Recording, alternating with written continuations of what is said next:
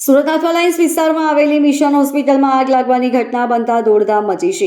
હોસ્પિટલના ground floor પર ધુમાડાના ગોટે ગોટા જોવા મળ્યા હતા. ઘટનાની જાણ થતાં ફાયર બ્રિગેડની ટીમે ઘટના સ્થળે પહોંચી આગ પર કાબૂ મેળવવાના પ્રયાસો હાથ ધર્યા હતા.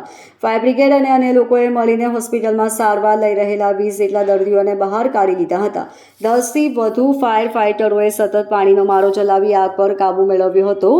આગ કઈ રીતે લાગી તે હાલ જાણી શકાયું નથી. સુરત ફાયર બ્રિગેડના ફાયર અધિકારી કૃષ્ણા મોઢે જણાવ્યું હતું કે હોસ્પિટલના ગ્રાઉન્ડ ફ્લોરમાં સર્વર રૂમ અને એક્સરે રૂમની બાજુમાં આગ લાગી હોવાનું જણાય આવે છે. અમે જ્યારે અહીં પહોંચ્યા ત્યારે ધુમાડો ખૂબ જ હતો, એટલે આગ પર કાબૂ મેળવવામાં ખૂબ જ તકલીફ પડી હતી. જો કે ફોમ અને પાણીનો મારો ચલાવી આગ પર કાબૂ મેળવી લેવામાં આવ્યો છે. ફાયર પૂરતી સેફટી હતી કે નહીં તેની તપાસ હવે કરીશું.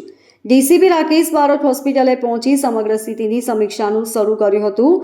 તે હોસ્પિટલના સંચાલક સાથે વાતચીત કરી અત્યારની શું સ્થિતિ છે તે અંગેની પણ માહિતી મેળવી હતી અને કેવી રીતે આગ લાગી છે તે અંગે પણ માહિતી મેળવી રહ્યા છે. બ્યુરો રિપોર્ટ, એલ્ગે સ્ટાર ન્યૂઝ, સુરત.